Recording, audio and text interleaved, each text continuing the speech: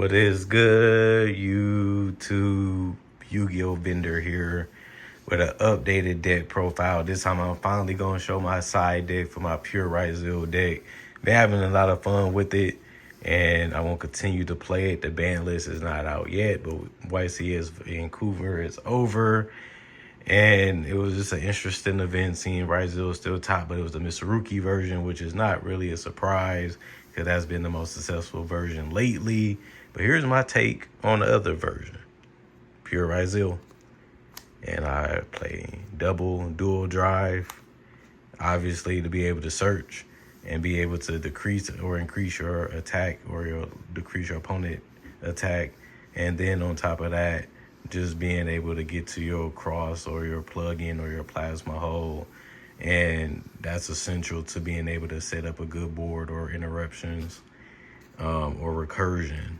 And then detonator. The reason why you play the deck, I'm gonna keep saying that, the ability to blow up things, the ability to swing over things and protect itself is just very helpful when you're trying to win games or put pressure on your opponent. Masquerade mainly for the 7 Tachyon, just to reveal to be able to search.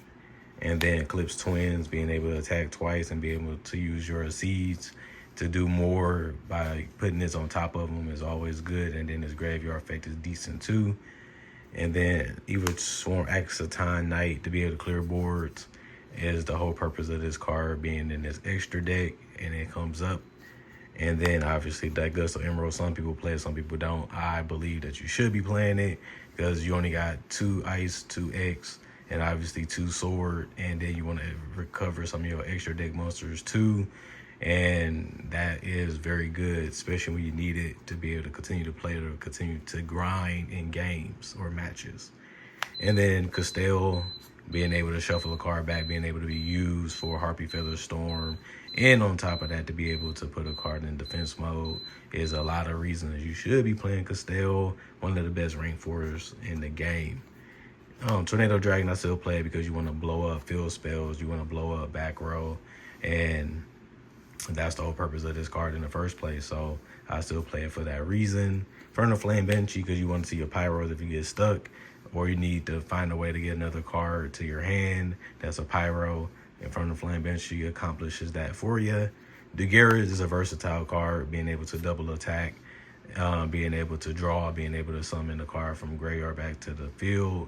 Can do all the above, and that just helps you stay in games or get in a better position than you were before.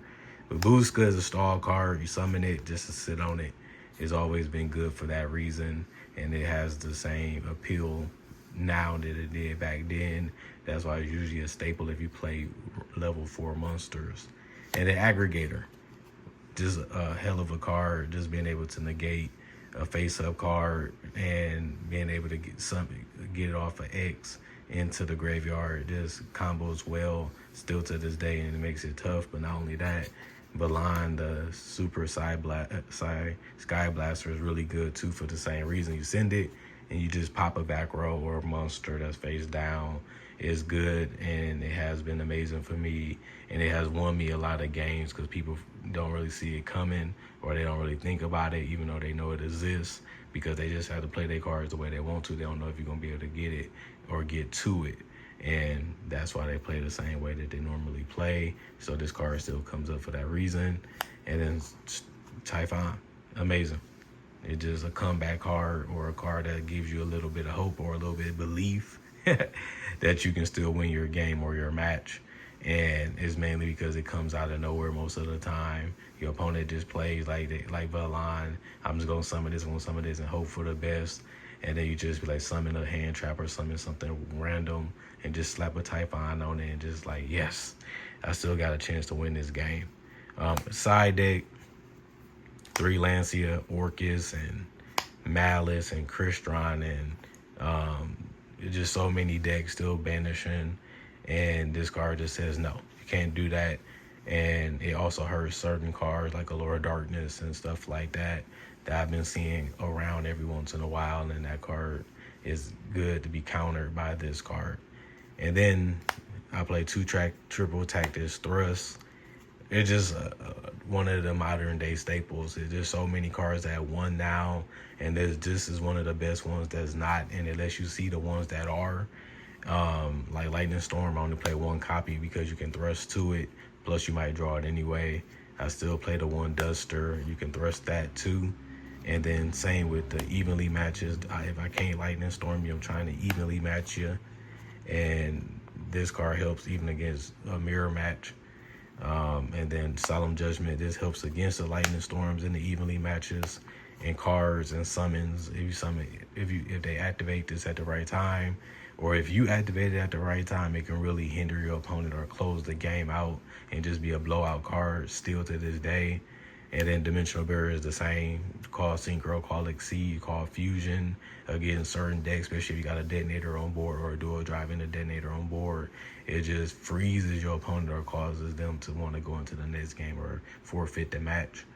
And then obviously Harpy Feather Storm. It's just fantastic to be able to say you can't activate effects for the rest of the turn, and what are you going to do but end your turn for the most part, because you need monster effects mainly to play in today's game.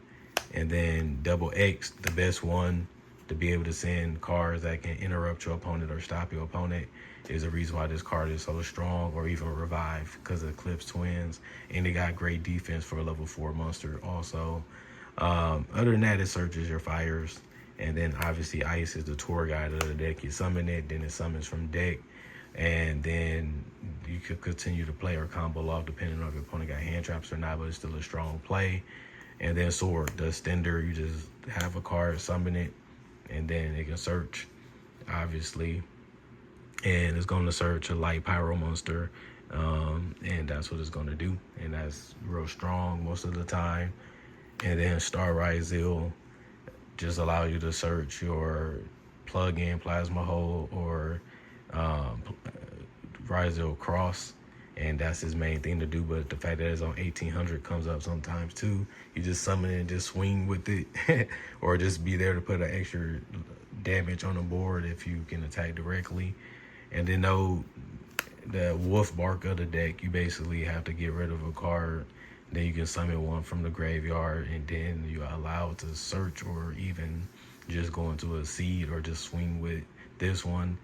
And then obviously 3 Ash Blossoms, one of the best hand traps still in the game, still stops a lot of things. The new card that everybody loving right now, and I am too, Ghost Bell, just way too many decks that's based off the graveyard and recursion for the graveyard, or removing from the graveyard or summoning from the graveyard. And Ghost Bell just says, well, you can activate that card, but I'm not going to allow you to do it. I'm going to shut you down right there. And that really does help when you're trying to win those games or close them out or make sure they can't make a comeback. And then Mourner does the same. You just negate if it's special summoned, and then they're just stuck with that card, or they have to get rid of it. And if they do, they get burned. And Veiler, if you like Veiler, you should like Mourner. And I like Veiler a whole lot because it's not once per turn. So negating multiple monsters or negating some monster effects so they don't go into something powerful, or even stopping them from going exploding too much on you, you have to use a fake Veiler. And then the last one that people still side deck or main deck is Droll. Just based off the card shop that I go to or the people I play, Droll is still strong enough in the main deck against most of the decks. So I just kept it in there. Cross, just being a negate and a recyclable card, it makes it really, really good still to this day. And the fact that you can draw a card actually helps you get deeper to your engine or into another card that you might need to be able to beat your opponent, and it's all for free. Plug in, some people still sleeping on this card, but some people going back to it, mainly because you can get your detonator, your dual drive back on the board, and that's usually strong or very powerful, especially if your opponent is in a tough situation, and then you get them for free. And it's just tough to be able to out the card again, especially in a mid or end of a duel. And then Book of Moon, I still play 3 because I like the fact that you can stop them for Synchro, Seeding, Infusion, and Link Summoning, and also attacking, and it's not once per turn, so you can book multiple cards in a turn. And then 7 Tachyon just allows you to see the monsters that you need to be able to start the duel off the right way. It sucks when you get drolled and you Tachyon, but You got to get something on the board. You got to have some type of play to make a move that really helps you be able to win the game, even if you get countered. And Tachyon and Bonfire allow you to do that because your strongest starters are Pyros, mainly. And then Pot of Prosperity for another consistency card. It allows you to dig deep in your deck if you get hand trapped too much to still be able to play. And then Talents is the same. You can draw 2, and if you don't want to do that, you can take opponent card out their hand, or you can take control of a monster. Just too dangerous of a card now because there's just so many hand traps in the game. And that's why you have to play this and Crossout, because Crossout does the same thing. It allows you to still play through the ones that hurts you the most, and it allows you to even stop spells and traps. And then Call by the Grave is the last one of the Trinity, because it just says stop you for the rest of the turn, and you just use it on the right monster. It just kills them sometime because they need it to go through, or they trying to set it up so that way they can eventually use this effect to go through or hurt you, and you just take it out of the grave so you can't do it. And then Plasma Hole is one of the best interruptions in the deck, just to be able to blow up 2 cards or 1 card. It can be a normal summon, it can be a back row, it can be a field spell. And then the fact that you can still a seed summon when this card is in your grave, or if you have the right setup on the field, it's just a good comeback card or a good consistency card to make sure you stay ahead. And then Infinite Impermanence, one of the best hand traps of all time.